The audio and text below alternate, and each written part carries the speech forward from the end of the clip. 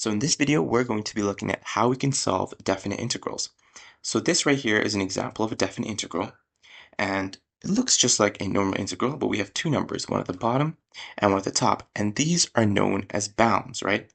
So all this is telling us is to take the integral in this specific region from 0 to 2 of the function x squared, right?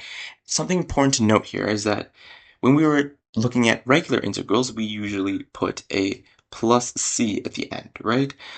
In this specific case, we don't put plus c. So no plus c. This is because when we were doing regular integrals, we were looking at a family of functions, right? That c could be any value. But now we're getting an exact answer. So no plus c. So now let's get to solving this.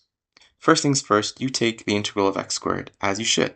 So the integral of x squared is just going to be x to the 2 plus 1, and you bring that exact thing to the bottom. You have a 2 plus 1 at the bottom, and don't put your plus c. Instead, draw a line like that and put in your bounds, which in this case is going to be 0 to 2. Now, we're going to be plugging in our bounds to find the exact value.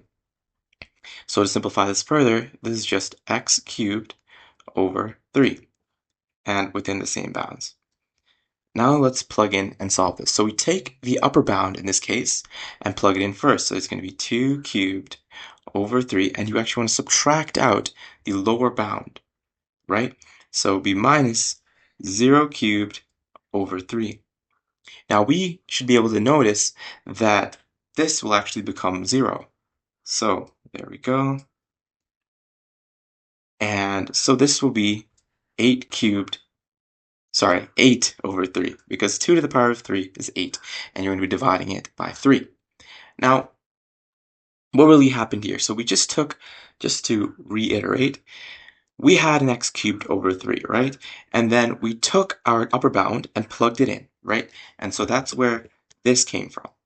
And then we took our lower bound, in this case, which is 0, and we plugged it in and actually subtracted it from the upper bound. And so that's how we get our answer for our definite integrals. I hope this video helped. Have a good day.